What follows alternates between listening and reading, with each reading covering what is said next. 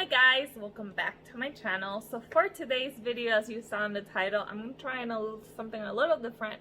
I am going to review my wedding. Basically, I am going to walk through the process of us planning a wedding abroad and what that entailed and our budget and all of that. So if you like to know, then please keep on watching.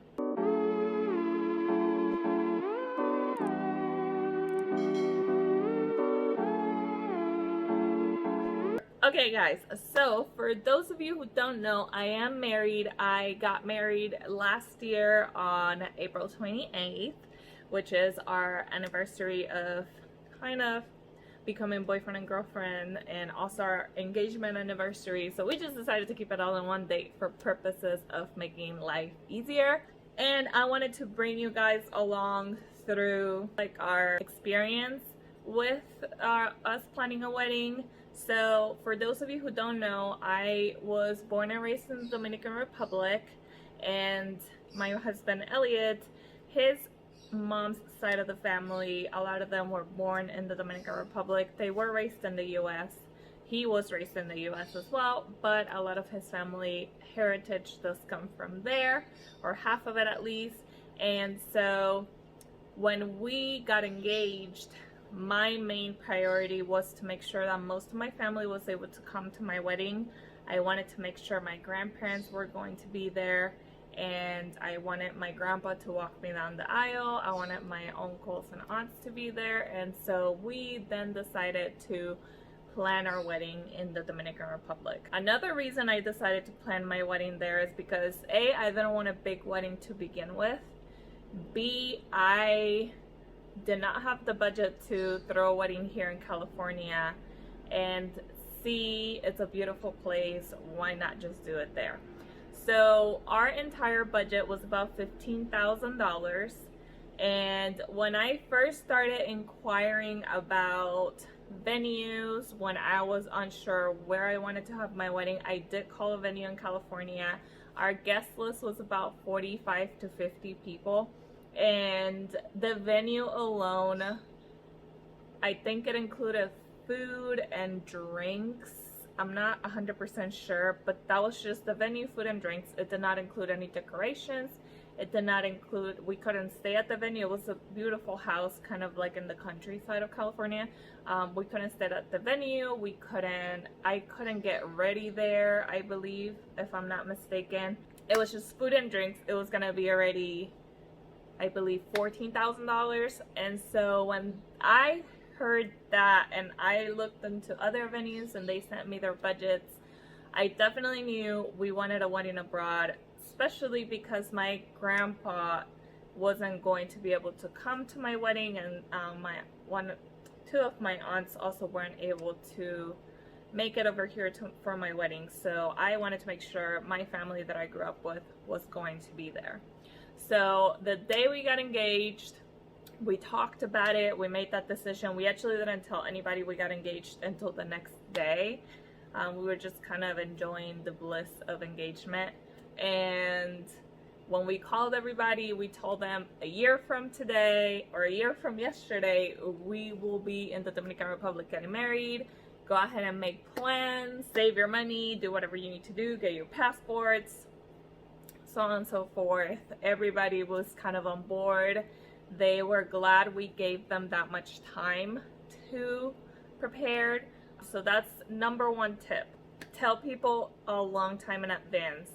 I am one who does not like to impose myself in people's lives or impose what I'm trying to do in people's lives. And so I make sure, A, I don't have any expectations, and B, I let people know with a long time in advance. So we let most of our guests know a year in advance, even though they hadn't received the save the date, they hadn't received anything else. We didn't have a venue or anything. We knew we wanted to get married there. We had a whole year to plan it, so we let them know a whole year in advance. So I proceeded to start talking to people. I do speak fluent Spanish, obviously, because I grew up there, and Elliot doesn't. So I was the one doing most of the planning via WhatsApp.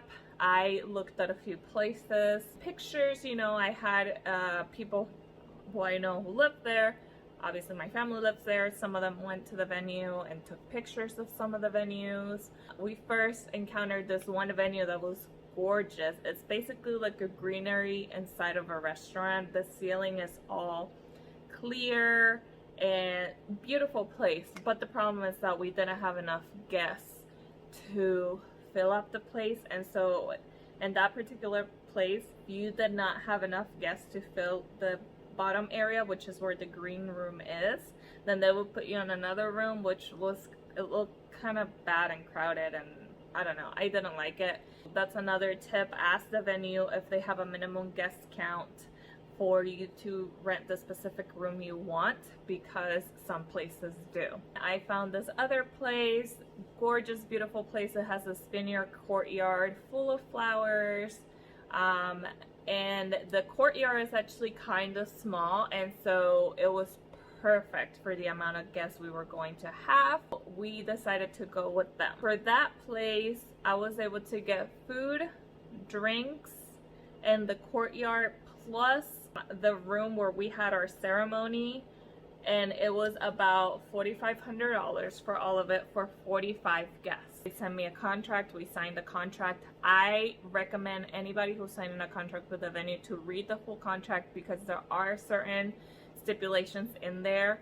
So like our contract said, if I put a minimum amount of people, even if that amount of people did not show, then I had to pay for that amount of people. And so what I did was that I had a range, anywhere from 45 to 30 people were going to show up, because again, at this point, we didn't know how many people were coming. This was in August now. We went ahead and put that in the contract because I felt more comfortable paying for 30 people, even if a couple of them didn't show up. With both of our families combined, that we knew for sure were coming, was gonna be about at least 25 people. So we knew 30 people was safe. I ended up renting tables and chairs, because the tables they had at the venue were round, and I wanted long, kind of like Last Supper type of setup. And I wanted to sit with all my bridesmaids and groomsmen and my grandparents and my mom and his mom. And so we went ahead and did a long setup so that we had everybody with us, and that's how every table was. Every table was kind of long, so that way that I wanted like the whole family group to stick together, and so that's how we did it. I didn't want the sweethearts table, so we did end up renting tables and chairs. We did rent tablecloths because I wanted pure white, and then we did buy some burlap tablecloths. So that was into our decorations cost. Our decorations cost or budget was about $3,000, I believe. That was my budget. That was the top of my budget, and I knew most of that budget was going to go towards flowers, and so I wanted to make sure I was getting a really good deal on the rest of it. Tip: because the dollar conversion is so high in the Dominican Republic, I was able to get a lot for my buck. And we bought the flowers, and we had like some big flower arrangements by the buffet. Those big vases we rented, and then the little ones that were on the tables we bought. We bought everything at IKEA. They do have an IKEA in the Dominican Republic, and IKEA is super affordable, and so we bought everything at IKEA. The candles, some of the candles we bought on Amazon. We bought the like light up little fake candles, because I knew that the real little candles weren't gonna last the whole time. And then for the bigger candles, we bought some big candles that were real candles, and those will last the whole time. We bought different sizes of candles that I wanted on the table. We bought so many flowers. We bought a bunch of white and kind of like dusty roses, some like vintage purple roses. There were beautiful colors. We did my bouquet, the bridesmaids bouquet, the centerpieces. We did an arc above our ceremony.